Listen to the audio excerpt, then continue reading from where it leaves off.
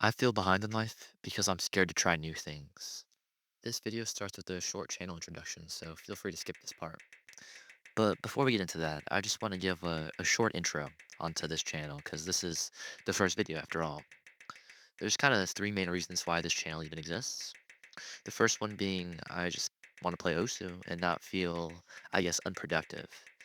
And also partially, kind of want to support this game, spread the good word of this wonderful experience. But second reason is I just kind of want to grow as a person. I feel this channel can give me a chance to improve my speaking, writing skills, confidence, etc. Also gives me the chance to, share some wisdom and most of all, kind of helps me answer some of my own questions. This video started out as sort of an epiphany, I don't know. Just a random thought that I had and the more I thought about it, the more I realized. And well, the third reason is that I feel kind of behind in life, honestly. It's a little cliche, but well, it started when I was a kid. As I was growing up, I mainly just watched YouTube, TV, and played video games, really. I basically just kind of focused on enjoying myself, I guess. My parents tried putting me in extracurricular activities, but I found being at home more comfortable. It really hit me in high school, though, when people started doing sports, getting jobs, everyone was racing to get their license, you know.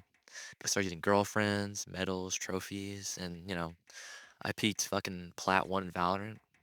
It really made me feel like I was, I guess, missing out in life, you could say.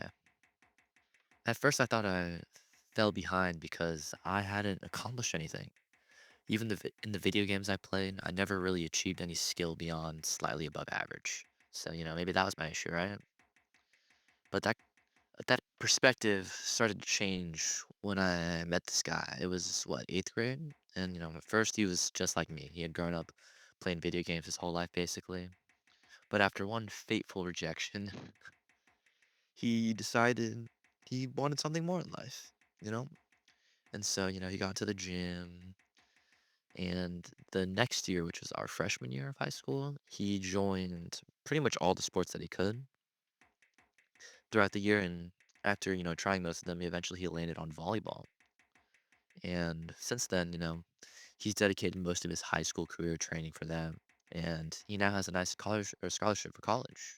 You know, what really stuck out to me wasn't, well, I mean, of course, the scholarship's pretty cool, but it wasn't just that. It was the dedication, the effort that he put into it. I know it's a little cliche, but that's really what I respected most about him and what he did. It was quite frankly what I was jealous of.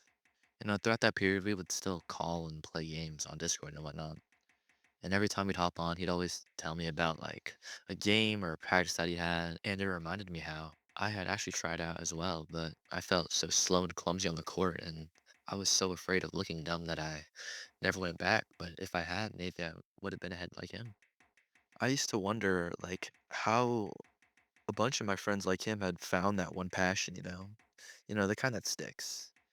And I'm sure for most of you, it's really fucking obvious, but only now do I I realized they had done that through trial and error. I mean, yeah, I can't believe I'm only realizing this now, but or while the accomplishments are important, it's not exactly what I've been missing. It's the experience from the set hobbies, the practices, the failures, the teammates, the competitions, the memories. The hobbies that shape you are the ones that ask something of you. They require effort, consistency, and the willingness to actually be bad at it before you get better.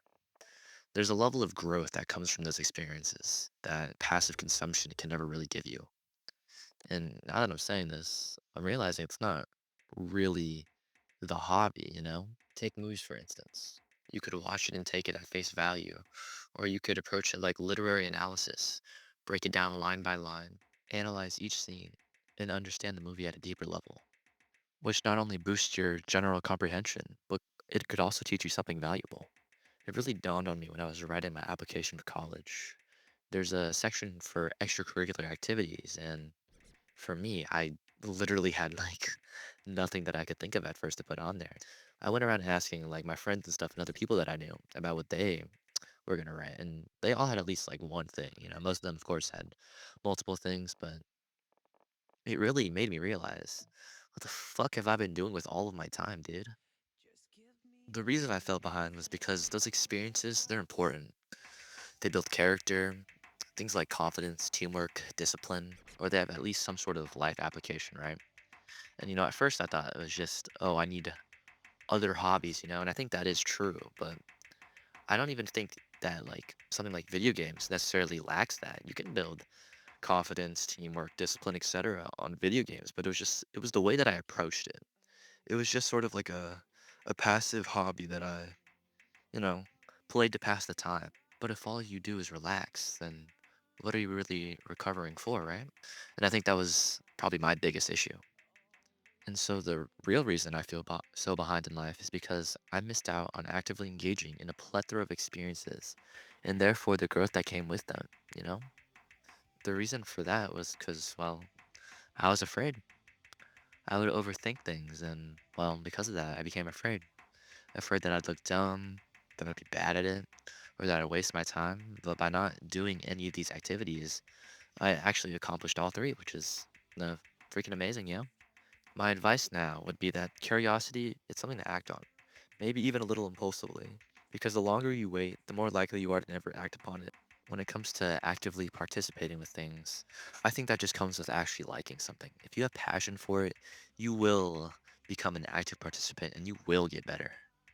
I did have one interest that kind of stuck with me, and it was content creation. It was an old Twitch channel that I used to have that I streamed on years ago, and it was during the summer, and I basically did it for the entire summer. It was one of the most enjoyable summers of my life. You know, sure, I was still online and I guess playing video games, but I was actually creating content, expanding my social skills, learning to interact with strangers, and of course, entertaining them. It felt like, and I would actually argue that I was being productive, and of course, actively engaging with the content as well.